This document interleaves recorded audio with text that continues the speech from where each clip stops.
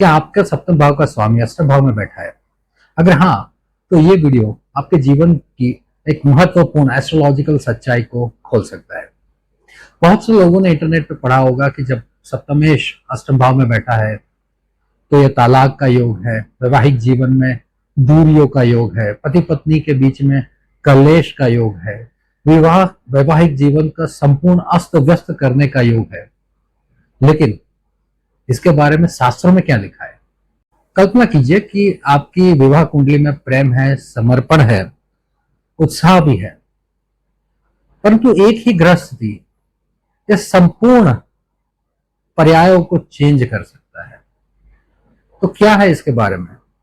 हाँ, यह योग विवाह के बाद धन दिला सकता है। जीवन साथी किसी अमीर परिवार से आ सकता है। क्या विवाह के बाद आपकी किस्मत पूरी तरीके से बदल जाएगी? क्या यह योग गहरे प्रेम, तीव्र आकर्षण और जन्मों जन्म के कार्मिक बंधन को दर्शाता है? या फिर ये कोई छुपे हुए रहस्य, वैवाहिक घर्षण, विश्वासघात और मानसिक तनाव को लेकर आता है? क्या हो अगर आपके विवाह के भाव पे शासन करने वाला ग्रह मृत्यु, रहस्य और ट्रांसफॉर्मेशन के भाव में चला जाए? स्वयं पराशर ने इस विषय पर लिखा है। मंत्रेश्वर ने इस विषय पे चेताया भी है और शरावली ने इस विषय पे भय जताया है। फिर भी क्यों? भारत के सर्वाधिक शक्तिशाली, प्रसिद्ध और संपन्न व्यक्तियों की कुंडली में यही योग विद्यमान है। तो इसका वास्तविक अर्थ क्या है? क्या यह योग विवाह को नष्ट कर देता है या जीवन साथी को हानि पहुंचाता है? क्या यह योग सुखी संपन्न ससुराल से संपदा लाता है या फिर विनाश लाता है? या फिर यह स्थिति एक ऐसी ब्रह्मांडीय आग है जो साधारण को जलाकर असाधारण व्यक्ति को जन्म देती है? तो मैं चिराग मोदी आप सबका एस्ट्रो विचार चैनल पे मैरिज एस्ट्रोलॉजी सीरीज में स्वागत करता हूं। आज मैं मैरिज एस्ट्रोलॉजी सीरीज में आपको एक नया वीडियो पेश करने जा रहा हूं। जब सप्तमेश अष्टम भाव में स्थित होता है तो क्या होता है? तो आगे बढ़ने से पहले कृपया मेरे चैनल को सब्सक्राइब करें और मेरे वीडियोस को लाइक करें। विवाह, जीवन साथी, ससुराल, संपत्ति, दीर्घायु, छिपे संबंध, रूपांतरण, ट्रांसफॉर्मेशन, सब कुछ यहाँ है और साथ ही वैवाहिक जीवन का मालिक भी यहाँ है। कुछ आचार्यों की पुस्तकों से एवं बृहद पराशरा होरा शास्त्र, सरावली और मंत्रेश्वर फल दीपिका से सबसे मैंने अर्क निकाल के आपके सामने यह वीडियो को पेश करने जा रहा हूं। तो कृपया अंत तक देखिएगा। अंत में मैं आपको कुछ ऐसे टिप्स दूंगा जिससे आप ऐसे योगों में कुछ न कुछ समाधान करा पाओगे। तो सप्तम भाव क्या है? सप्तम भाव विवाह का भाव तो है ही, साथ ही में जीवन साथी का भाव है, आपके गुप्तांगों का भाव है, आपके जातीय सेक्सुअल लाइफ का भाव है, आपके सोशल स्टेटस का भाव है, आपके सोशल कनेक्ट का भाव है, आपके रिश्ते और रिश्तेदारों का भाव है, साथ ही वो आपका मार्ग भाव भी है और आपके विदेश यात्राओं का भी भाव है। तो अष्टम भाव क्या है? अष्टम भाव मुख्यतः आयु भाव कहते हैं जिसको, लॉन्जिविटी का भाव है और वो मुख्यत्व मृत्यु और ट्रांसफॉर्मेशन को रिप्रेजेंट करता है। साथ ही ऐसी गुप्त विद्याएं, ऑकल्ट साइंस, मिस्टिकल साइंस, तंत्र मंत्र साधना को भी प्रतिनिधित्व करता है। अष्टम भाव साथ ही ससुराल पक्ष और आपके स्पाउस का फैमिली वेल्थ को भी प्रतिनिधित्व करता है। जीवन साथी की संपत्ति, आपकी और आपके जीवन साथी की मिलाकर एक संयुक्त संपत्ति, इसे साथ ही अष्टम भाव आपके सामने प्रकट करता है बीमा, विरासत और उत्तराधिकार में मिली हुई संपत्ति, दीर्घकालीन रोग मतलब असाध्य बीमारियां, साथ ही गुप्तांग और आपकी सेक्सुअल लाइफ और आपको सेक्सुअल लाइफ में रही हुई आपकी तीव्र झंखना, यह सब अष्टम भाव दर्शाता है। जब सप्तमेश अष्टम भाव में आता है तो अष्टम भाव एक त्रिक भाव है जैसे कि षष्ठ मतलब 6th हाउस, 8th हाउस और 12th हाउस तीनों त्रिक भाव है। तो जब भी सप्तमेश त्रिक भाव में आता है तो कुछ न कुछ तो प्रॉब्लम ला ही सकता है। लेकिन कोई भी स्थिति पे सीधा आकलन लगाना एक बुद्धिमानी का काम नहीं है। आपको पूरी परिस्थितियों का आकलन निकालना पड़ेगा। आपको आपका सप्तमेश का आकलन निकालना पड़ेगा, आपको अष्टम भाव का भी विश्लेषण करना पड़ेगा, साथ ही आपको नवाम शाप का भी विश्लेषण करना होगा, और हो पाए तो षष्ठीयांशा का भी विश्लेषण करिए। अल्टीमेटली ये सब चीजें आप पूरा विश्लेषण करेंगे तभी एक मुख्य और एक परफेक्ट एनालिसिस पे आप पहुंच पाओगे। आगे बढ़ने से पहले मैं आपको भवात भवम की परिस्थितियां समझाता हूं। भवात भवम के हिसाब से अष्टम स्थान सप्तम स्थान से द्वितीय स्थान है, और हमारे शास्त्रों में लिखा है कि द्वितीय स्थान मारक स्थान होता है। जो भी भाव का द्वितीय भाव है वो उस भाव का मारक स्थान है। तो जब सप्तमेश से द्वितीय भाव यानी कि अष्टमेश के बारे में कुछ भी हम एनालिसिस करें तो ये समझना बेहद इंपॉर्टेंट है कि अष्टमेश आपके सप्तम भाव का मारक स्थान है। तो वो आपके जीवन साथी का मारक भाव होने की बहुत सारी लाक्षणिकता रखता है। साथ ही अगर हम भावात भाव से देखें तो अष्टम भाव आपके नवम भाव से द्वादश भाव में है, 12th from the 9th house, और शास्त्रों के हिसाब से 12th house is house of loss. तो अष्टम भाव कहीं ना कहीं पे आपके भाग्य को नष्ट करता है और आपके जीवन साथी को भी नष्ट करने की शक्तियां रखता है। तो आगे बढ़ने से पहले इतना ध्यान में रखना बेहद आवश्यक है। उसके बारे में आगे कुछ न कुछ मैं और गहराई से आपको समझाऊंगा। बृहद पराशरा होरा शास्त्र में बताया है कि जब भी सप्तमेश 6th, 8th और 12th भाव में हो तो जातक के स्पाउस रोगी होंगे। लेकिन यह नियम स्वग्रही यानी ओन साइन के, मूल त्रिकोण राशि के या उच्च के स्वामी के लिए नहीं लगता है। मतलब मान लो कि अगर आपका सप्तमेश अपनी स्वराशि में अष्टम भाव में हो तो ये नियम नहीं लागू पड़ता है। वही अध्याय मतलब चैप्टर 18 में बृहत्परा होरा शास्त्र में यह भी लिखा है कि जब सप्तमेश अष्टम स्थान में हो तो आपके जीवन साथी का नष्ट निश्चित है। अब ये नष्ट निश्चित है, उसको आपको आज के जमाने के हिसाब से समझना बहुत इंपॉर्टेंट है।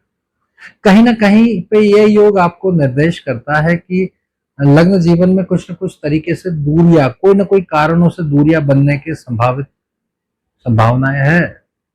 हो सकता है कि आपका जीवन साथी लगातार बीमार बना रहे, हो सकता है कि आपको अपने करियर और प्रोफेशन को चलते हुए दूर दूर स्थानों पर रहना पड़े। तो कुछ न कुछ रीजनों से ये हो सकता है, या तो फिर तलाक भी हो सकता है। लेकिन आगे हम और गहराई में जाते हैं और विश्लेषण करते हैं।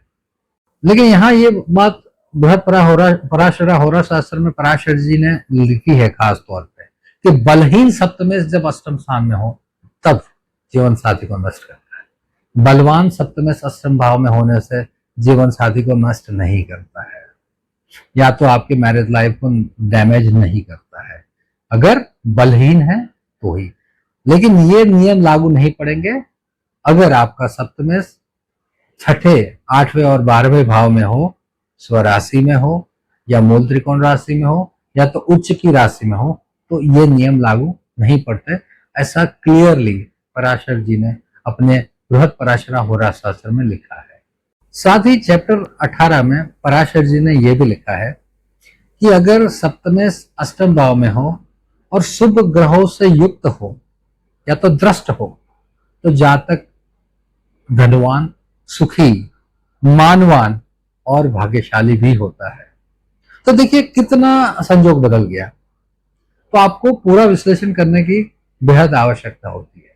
देखिए मंत्रेश्वर जी ने फल दीपिका में अध्याय 10 में बताया है कि अगर सप्तम भाव के मालिक माने सप्तमेश जब अष्टम भाव में स्थित हो तो वैवाहिक जीवन में कुछ न कुछ बाधाएं तो उत्पन्न करता ही है। लेकिन वो ग्रह जो सप्तमेश है वो ग्रह की प्राकृतिक यानी नेचुरल क्वालिटी पर सब कुछ डिपेंड करता है। अगर वो मैलिफिक ग्रह है तो उसका असर और आएगा। अगर वो मैलेफिक ग्रह है तो पूरा नाटकीय रूप से उसका पूरा मीनिंग बदल जाता है। तो ये भी हमें समझना बेहद इम्पोर्टेंट है कि क्या हमारा सप्तमेश शुभ ग्रह है या अशुभ ग्रह है। लेकिन साथ ही आपको मंत्रेश्वर जी ने यह भी बताया है कि साथ ही हमें यह भी देखना बेहद आवश्यक रहेगा आपकी शुक्र की स्थिति। अगर शुक्र बली है तो कोई चिंता नहीं। मंत्रेश्वर जी ने एक क्लियर कर लिखा है कि अगर शुक्र बली है, शुक्र से सप्तम भाव बली है, शुक्र से सप्तम भाव का स्वामी बली होकर बैठा है, तो फिर सप्तम अष्टम भाव में हो या द्वादश में हो या षष्टम भाव में हो, कोई खास बाधाएं उत्पन्न नहीं होगी, उसका निवारण हो गया समझो। कल्याण वर्मा जी ने सरावली में भी यही लिखा है कि अगर सप्तम अष्टम भाव में होता है तो वैवाहिक जीवन में बाधाएं होना तो निश्चित है ही। लेकिन यहाँ ये समझना बेहद इंपॉर्टेंट है कि आपके सप्तम भाव की स्थिति क्या है। कल्याण वर्मा सर ने बताया है कि अगर सप्तमेश अष्टम स्थान में उच्च का है या तो स्वगृही है तो बाधाएं बहुत कम होगी लेकिन कम होगी। देखिए अष्टम भाव क्या है, तो अष्टम भाव एक ट्रांसफॉर्मेशन का भाव है, मृत्यु का भाव है, तंत्र साधना का भाव है, आपके ससुराल पक्ष का भाव है, आपके रहस्यमय संबंधों का भाव है, साथ ही आपके गुप्त ज्ञान का भाव है। बट यहां पे सबसे इंपॉर्टेंट चीज जो सोचनी चाहिए वो है ट्रांसफॉर्मेशन। तो जब सप्तमेश अष्टम भाव में बैठता है तो आपको ऐसा जीवन साथी मिलेगा जो आपके जीवन में अनेक ट्रांसफॉर्मेशन लाएगा भी और उसको निपटाएगा भी। कैसे, आगे देखते हैं। यह एक विवाह नहीं है, मतलब यह एक सामान्य विवाह नहीं है, यह गहरी गहराई और परिवर्तन का विवाह है। जब सप्तम भाव का मालिक अष्टम भाव में ग्रसित हो, जैसे कि नीच का हो, अस्त हो, या तो दुर्बल हो, या तो मैलेफिक ग्रहों के साथ हो, जैसे कि शनि मंगल राहु केतु के साथ हो, तो वैवाहिक जीवन में कलह उत्पन्न होता है। दंपति के बीच में निरंतर गलतफहमी और असंतोष बना रहेगा। जीवन साथी के प्रति सम्मान का सतत अभाव बना रहेगा। कहीं ना कहीं पे मैरिज लाइफ में छिपे हुए तनाव बने रहेंगे। मैरिज लाइफ एक सीक्रेट मिशन जैसा महसूस होगा। कहीं ना कहीं पे छल और कपट का भी भाव बना रहेगा। दोनों जीवन साथी एक दूसरे से कुछ न कुछ छुपाते रहेंगे और मैरिज भी विलंब से हो सकता है। और ऐसे जीवन साथी में ये अक्सर देखा गया है कि ये लोग एक दूसरे को समझना बहुत लेट उम्र में शुरू करते हैं। ऐसा होता है कि वो लोग शुरुआत के मैरिज लाइफ में एक दूसरे को समझ ही नहीं पाते हैं। उम्र ढल जाती है, जवानी बीत जाती है, तब को जाके वो दोनों एक दूसरे को समझना शुरू करते हैं। तो मैरिज के प्रति दोनों का रवैया भी काफी इमेच्योर बना रहता है। तो उनका मैरिज के प्रति का रवैयों में मैच्योरिटी और एक दूसरे के प्रति समझने की मैच्योरिटी आने आने में उनकी पूरी जवानी बीत जाती है। और कहीं ना कहीं पे ये एक लग्न विच्छेद का भी योग है जिसको हम तालाक बोलते हैं। और पराशर जी ने यहाँ पे ये खास सूचित भी किया है कि जब सप्तमेश छठे भाव में, अष्टम भाव में, द्वादश भाव में हो और निर्बल हो तो, और साथ ही पाप ग्रहों से युक्त हो, तो कहीं ना कहीं पे तालाक या लग्न विच्छेद के योग भी बन सकते हैं। और यहाँ पुनर्विवाह की संभावना भी काफी प्रबल हो जाती है। यदि शुक्र निर्बल हो और अनेक पाप ग्रह लग्न और नवांश दोनों में सप्तम भाव में स्थित हो, सप्तम में पीड़ित हो लग्न में भी और नवांश में भी, शुक्र पीड़ित हो लग्न में भी और नवांश में भी, तो लग्न विच्छेद तालाक साथ ही पुनर्विवाह के योग बन ही जाते हैं। अगर सप्तमेश अष्टम भाव में शुभ होके बैठा है और शुभ ग्रहों से युक्त होके बैठा है तो आपको एक ऐसा जीवन साथी मिलेगा जो काफी गहरा आपसे बैलेंस या संबंध रखता होगा। जो आपके जीवन के उतार चढ़ाव में आपका मार्गदर्शक बनेगा, जो आपका गुरु बन के आपको हमेशा सही पथ पे चलना सिखाएगा। अत्यंत निष्ठावान विवाह होंगे। संबंध सतही नहीं होता। एक बार प्रतिबद्ध होने पर यह विवाह प्राय उन लोगों की तुलना में अधिक टिकाऊ बन जाता है। खास तौर पे ऐसा देखा गया है कि जो मतलब मेडिसिन से जुड़े कपल्स होते हैं, उनका सप्तम अष्टम भाव में होता है। दोनों रिसर्च या मेडिसिन या सर्जरी इत्यादि में काम कर रहे होते हैं और दोनों हस्बैंड वाइफ होते हैं। ये भी देखा गया है कि जो आध्यात्मिकता में डूबे हुए कपल्स होते हैं, जो मैरिज स्पाउस होते हैं, उनका भी सप्तम अष्टम भाव में देखा गया है। साथ ही जो तंत्र, शोध और मनोवैज्ञानिक साइकोलॉजिकल काम करते हैं, वैसे भी हस्बैंड वाइफ का सप्तम अष्टम भाव में देखा गया है। विवाह के माध्यम से काफी आर्थिक लाभ भी देखे गए हैं, बिकॉज जब सप्तम अष्टम भाव में बैठता है तो वो सीधा आपके द्वितीय भाव को भी देखता है। साथ ही आपका अष्टम भाव है वो आपके स्पाउस का दूसरा भाव हुआ, तो आपके स्पाउस की वेल्थ के अंदर आपका सप्तम बैठा है, तो अल्टीमेटली आपके स्पाउस की वेल्थ से आपको काफी बेनिफिट मिलेगा। ऐसे केसेस में देखा गया है कि आपके स्पाउस की वेल्थ काफी बनेगी, या तो वो अच्छा अर्न कर रहे होंगे, या तो आपके स्पाउस की वजह से आपको भी विरासत में कहीं ना कहीं आपके इन लॉ से, आपके खुद के पेरेंट्स से, आपको विरासत से, आपको बीमा इत्यादि से काफी धन लाभ होने की संभावनाएं बनी जाती है। नॉर्मली ऐसा देखा गया है कि जब आपका सप्तम अष्टम भाव में बैठा हो तो आपके जीवन साथी के स्वभाव पे कहीं ना कहीं पे उसके गहरे असर होते हैं। ज्यादातर पर देखा गया है कि आपका जीवन साथी गुप्त, निजी और गहरे विचारों वाला होता है। वो अपनी भावनाएं खुलकर नहीं दिखाता, शोध उन्मुख रहेगा, अथवा तो जांच पड़ताल करने वाला उसका नेचर बनता है। छिपे ज्ञान, चिकित्सा मतलब मेडिसिन, फाइनेंस, साइकोलॉजी, तंत्र मंत्र साधना और लीगल जैसे सब्जेक्ट्स में उनकी काफी निष्णाता प्रूव होती है। They would be expert in those subjects. Okay, वो हमेशा कुछ ना कुछ बदलाव लाते रहते हैं अपने जीवन में। ट्रांसफॉर्मेशन उनके जीवन की महत्वपूर्ण कड़ी है और काफी तीव्र व्यक्तिगत संकटों से वो गुजरते रहते हैं, और अल्टीमेटली जब इतने ज्यादा संकटों से वो गुजरे हैं तो उनके जीवन में काफी ट्रांसफॉर्मेशन भी हो सकते हैं। अगर शनि सप्तमेश होकर अष्टम भाव में बैठा है तो हो सकता है कि आपका जीवन साथी आपसे उम्र में भी और परिपक्वता में काफी बड़ा हो। और कहा जाता है कि जब सप्तम भाव का मालिक अष्टम भाव में बली होता है तो आपका जीवन साथी विश्वसनीय, भरोसेमंद और कठिन समय में सहायक होता है।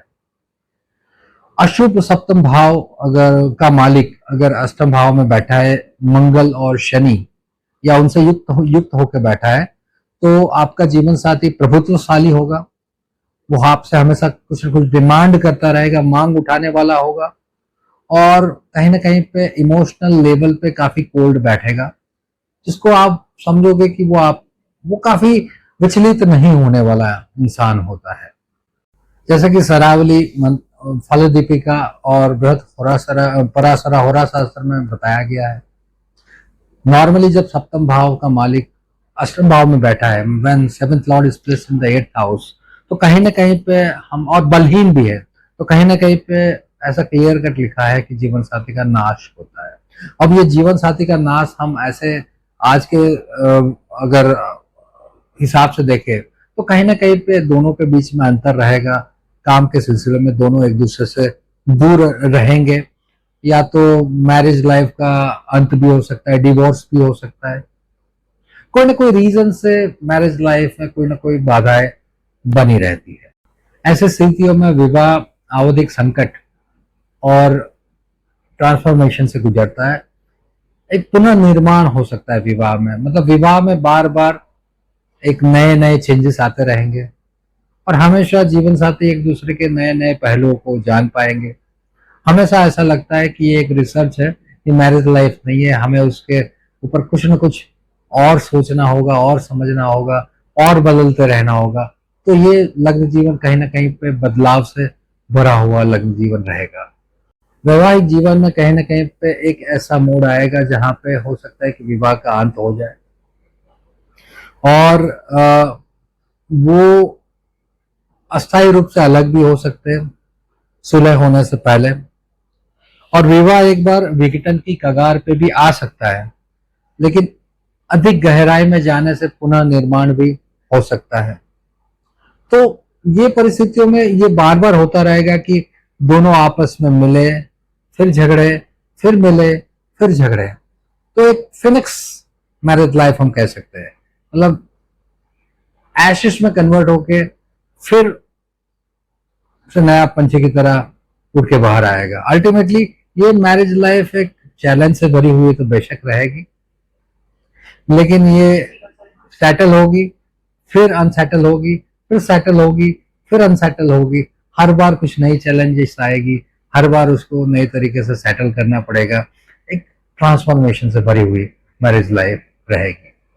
देखिए, सप्तम भाव भी आपके गुप्तांगों का भाव है, अष्टम भाव भी आपके गुप्तांगों का इवन उत्सर्जन का भाव है, प्रजनन के अंगों का भाव है।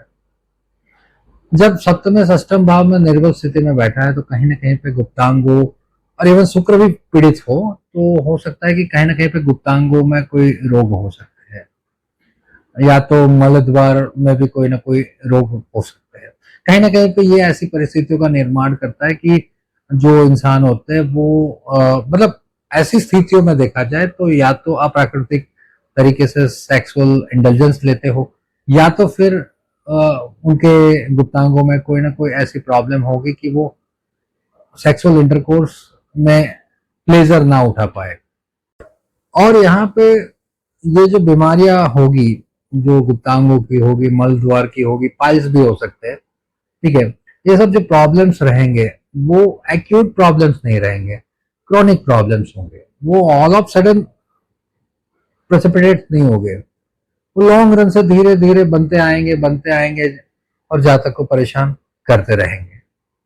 और जब सप्तम षष्ठम भाव में होता है तो जातक के जीवन साथी के हेल्थ में भी शादी के बाद कुछ न कुछ शारीरिक समस्याएं बन सकती है, क्रॉनिक लॉन्ग रनिंग शारीरिक समस्याएं हो सकती है। तो ये बात का खास ध्यान रखना चाहिए। ऐसे परिस्थितियों में आपके जीवन साथी के हेल्थ को भी कोई ना कोई संकट आ सकता है। जैसा कि मैंने बताया कि अष्टम स्थान आपके ससुराल का स्थान है। जब सप्तम शुभ होकर अष्टम स्थान में बैठा हो और उसको शुभ ग्रहों का साथ युक्त हो या तो दृष्ट हो, तो आपको ससुराल पक्ष से आपको काफी वित्तीय सहायता, आपका जीवन साथी काफी संपदा लेके आ सकता है। हो सकता है कि मतलब आपको ससुराल से काफी संपत्ति भी मिले, उनसे जायदाद भी मिले, और हो सकता है कि मतलब ऐसे जातक अपने ससुराल के साथ ही उनके बिजनेस में जुड़ जाए। आपके ससुराल का फैमिली बिजनेस में वो जुड़ भी सकता है। आपका जीवन साथी कहीं ना कहीं पे एक काफी रिच क्लास से बिलोंग करता हो, काफी संपन्न और काफी रेप्यूटेड फैमिली से बिलोंग कर सकता है। लेकिन अगर ये अशुभ हो और अशुभ ग्रहों से पीड़ित हो, तो यहाँ पे ससुराल का वैवाहिक जीवन में हस्तक्षेप काफी बढ़ जाएगा और उनका व्यवहार काफी प्रभावशाली रहेगा और प्रभुत्ववादी रहेगा। वो कहीं ना कहीं पे जातक के जीवन साथी को इन्फ्लुएंस करके जातक के जीवन में काफी समस्याएं पैदा कर सकते हैं। और पारिवारिक संपत्ति, अपनी खुद की पारिवारिक संपत्ति और ससुराल की पारिवारिक संपत्ति को लेकर भी कोई ना कोई विवाद उत्पन्न हो सकता है, कोई ना कोई कलह पैदा हो सकता है। और ससुराल या जीवन साथी के परिवार से आने वाली वित्तीय मतलब फाइनेंशियल सहायता है, उसके बदले आपको फाइनेंशियल मदद करने की जरूरत पड़ सकती है। और ये ज्वाइंट वेल्थ भी है, हस्बैंड वाइफ की ज्वाइंट वेल्थ भी है। तो जब सप्तम अष्टम भाव में शुभ ग्रहों के साथ दृष्ट होके या युक्त होके बैठा है, तो हस्बैंड वाइफ की मिला के काफी अच्छी वेल्थ बन सकती है। ज्वाइंट वेल्थ, संयुक्त वेल्थ काफी अच्छी बन सकती है, बीमा इत्यादि से, या तो विरासत से बनी हुई, या तो दोनों के अपने पेरेंट पैटर्नल या मैटरनल वेल्थ काफी बनेगी। तो अल्टीमेटली ये अच्छे ग्रहों में हो तो काफी धनवान बना सकता है शादी के बाद। शास्त्रीय ग्रंथों में अष्टम भाव को विदेश के भाव से भी बताया गया है और सप्तम भाव को भी कहीं ना कहीं विदेश से जोड़ा हुआ है। तो जब सप्तमेश अष्टम भाव में स्थित होता है तो ऐसे जातक विदेश से संबंध रखते हैं, विदेश में बस जाते हैं या विदेश में बसने के उनके काफी योग उत्पन्न हो जाते हैं। विदेश में व्यापार करने में भी ये काफी सफल होंगे और विवाह इस विदेश संबंध का खास माध्यम बन सकता है। देखिए, सप्तम भाव काम त्रिकोण का भाव है और अष्टम भाव कहीं ना कहीं पे गुप्त भाव है और तीव्र सेक्सुअल डिजायर का भाव है। जब सप्तम भाव का मालिक अष्टम भाव में बैठा है तो ऐसे जातक जातीयता में काफी तीव्र आकर्षण और गहराई और रुचि रखते हैं। वो रोज और नित्य नए नए प्रयोग करना काफी पसंद करते हैं। सेक्सुअल लाइफ में उन्हें काफी गहराई में दिलचस्पियां हो सकती है और उन्हें एक ही तरीके से मोनोटोनिक तरीके से ये आनंद लेना पसंद नहीं होता है। वो हर बार कुछ न कुछ नया करने की भावना रखते हैं और काफी दिलचस्पी रखते हैं। ऐसे जातकों के केस में ऐसा देखा गया है कि उनकी ये जो प्यास है वो खास कर कभी भी बुझती नहीं है। वो काफी दिलचस्पी हमेशा बनाए रखते हैं जाति और सेक्सुअल जीवन में। तो हमने यहाँ पे देखा कि जब सप्तम भाव का मालिक अष्टम भाव में स्थित होता है तो कहीं ना कहीं पे आपके मैरिज लाइफ में काफी संघर्ष, कलेश और वैवाहिक जीवन में काफी तकलीफों का सामना करना पड़ सकता है। साथ ही आपके स्वास्थ्य मतलब जातक के स्वास्थ्य को भी ये काफी हानि पहुंचा सकता है। साथ ही जीवन साथी के स्वास्थ्य को भी काफी हानि पहुंचा सकता है। कुछ न कुछ परिस्थितियों में या तो स्थायी या अस्थायी दूरियां बन सकती है। ये दूरियां या तो हेल्थ के रिलेटेड या तो व्यवसाय, करियर और प्रोफेशन के रिलेटेड बन सकती है। और कहीं ना कहीं पे ये ससुराल से जुड़ा पक्ष भी है तो ये या तो आपको ससुराल पक्ष से काफी वित्तीय धन यानी आपको फाइनेंशियल सहायता दिलवा सकता है। कहीं ना कहीं पे ये भी हो सकता है कि जातक अपने ससुराल पक्ष के साथ उनके फैमिली बिजनेस में भी जुड़ सकता है।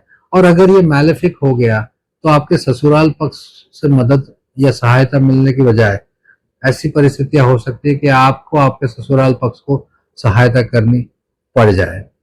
साथ ही ये हमने देखा है कि आपके मतलब सक्सेशन में भी कहीं ना कहीं पे आपको लाभ दिलाता है। आपको खुद भी मतलब जातक को भी विरासत में काफी धन दिला सकता है। बीमा इत्यादि से काफी धन लाभ हो सकता है। रिसर्च ओरिएंटेड लोगों के लिए ये काफी अच्छा भाव है, जैसे कि डॉक्टर लोग हैं, सर्जन लोग हैं, साथ में ऑडिटर लोग हैं, साथ में अगर आध्यात्मिक प्लेन पे आध्यात्मिक ग्राउंड पे रहने वाले कपल्स है उनके लिए भी यह बेस्ट योग है। तंत्र मंत्र साधना करने वालों के लिए भी यह एक अच्छा योग है। साइकोलॉजिकल जो साइकियाट्रिस्ट होते हैं कपल्स उनके लिए भी ये बहुत ही बढ़िया योग बन सकता है। कहीं ना कहीं पे ये योग पार्टनरशिप में काफी समस्याएं पैदा कर सकता है। ऐसे जातकों को पार्टनरशिप से परहेज करना चाहिए और पार्टनरशिप नहीं करने का उन्हें हमेशा निर्णय लेना चाहिए। लेकिन ये सब कंप्लीट मैरिज लाइफ के निष्कर्ष से पहुंचने से पहले हमें बाकी सब चीजों का अध्ययन करना भी उतना ही जरूरी है। जैसे कि शुक्र मैरिज लाइफ के लिए सबसे अहम प्लैनेट है तो आपको शुक्र से भी सभी भावों का विश्लेषण करना चाहिए।